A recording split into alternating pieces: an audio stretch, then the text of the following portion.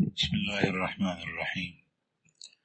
12 رکعاتو شل پرستینی سلور رکعاتو کې سلورم سپاره تلاوت شو.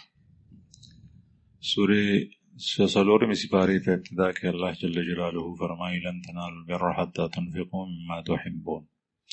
تاسو پورنی کې نشي حاصلولې تر څو پورې چې تاسو هغه شی د الله په لار کې خرج نه کړئ چې څو کوم شی تاسو خوښوي.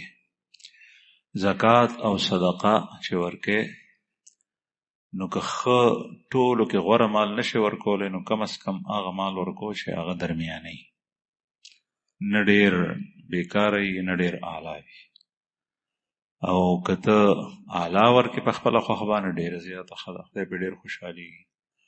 او که داسې نه نو بیا درمیانه ورکو، هغه مال مه ورکو چې کوم ستا خوښ نه.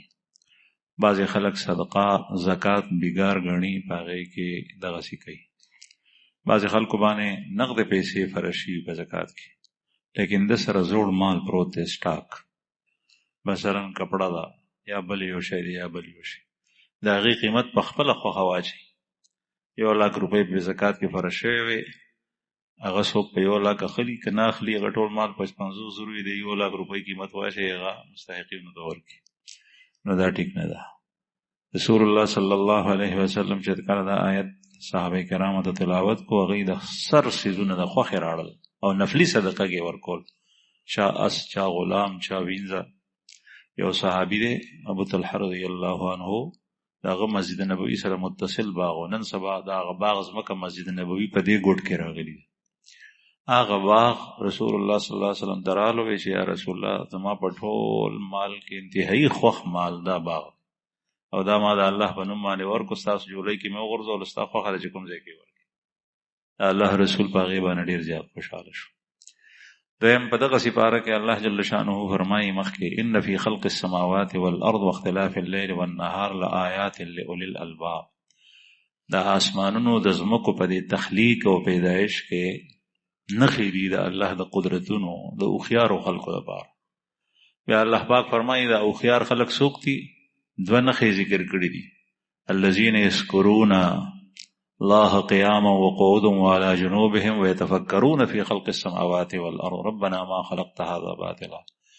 یو د الله ذکر دومره په کثرت سره کوي چې په ولاړم کوي، په ناستم کوي، په ملاستم کوي. قیاما وقعودا وعلى جنوبهم، په ملاستم کوي. موزم په دې کې داخل دی، لیکن موږ خو څوک په ملاسته نه کوي. د موږ نه علاوه د الله ذکر په دې کې داخل دی. دویم چې د الله په کائناتو کې هغه فکر کوي. خدای پاک څنګه ښکلی اسمان پیدا کړی دی، ځمکه پیدا کړې ده، موږ ته د اوبو پیدا کړي دي، سمندر پیدا کړی، دریابونه، دا فکر کوي. سوچ سړی د خپلو ولیبونه نه وزګارېږي، په ټول ژوند کې دا فکر نه کړی. عقلمند او هوښیار خلک هغه دی چې الله جل شانه په تخلیق او کائنات کې دی فکر کوي.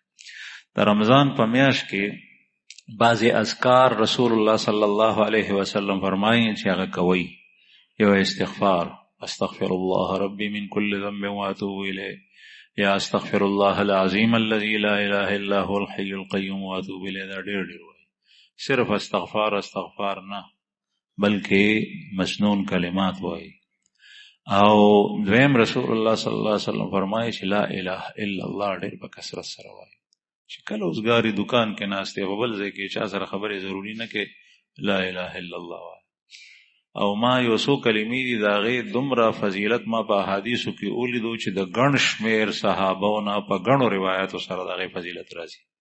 هغه کومې دي؟ 4 کلمې دي. سبحان الله، الحمد لله، لا اله الا الله، الله اکبر. دا 4 کلمې. دا چې داسې وی هم ټیک ته سبحان الله والحمد لله ولا اله الا الله والله اکبر، او چې داسې وی هم ټیک ته سبحان الله، الحمد لله، لا اله الا الله، الله اکبر واو پکې نه وي.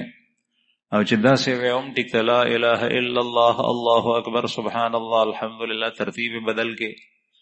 او یو صحابي دی هغه وایي چې څنګه دی دا ووی، دغسې دا کلمات د الله ډېر خوښ دي، په دې باندې خدای راضي کولی شي.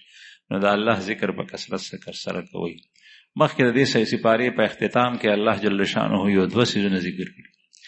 یو د یتیم مال بم نه خوري، او بل د زنانو متعلق احکام د میراث هم او زنانه به په زور نه خزه کې د یتیم مال چې سوخري ان الذين ياكلون اموال اليتامى ظلما انما ياكلون في بطونهم نارا. کوم سړی چې د یتیم مال خوري دی په خپل خېټه کې اور اچي او دغه اور به په ورځ د قیامت د اور سره یوځي کیږي او الته کې اور د جهنم دی. او د یتیم مال نه ځان ساتل پکار دي. مثلا یو کس خپل وراره پاتې شو، پلار یې مړ دی او د پلار نه وته مال پاتې شو د دې سړي د رور نه، نو دغه یتیم خپل مال محفوظ کا هغه خورمه. دویم الله جل شانه د میراث احکام د دې نه مخکې بیان کړی دي. او یوصیکم الله فی اولادکم للذکر مثل حظ الانثیین.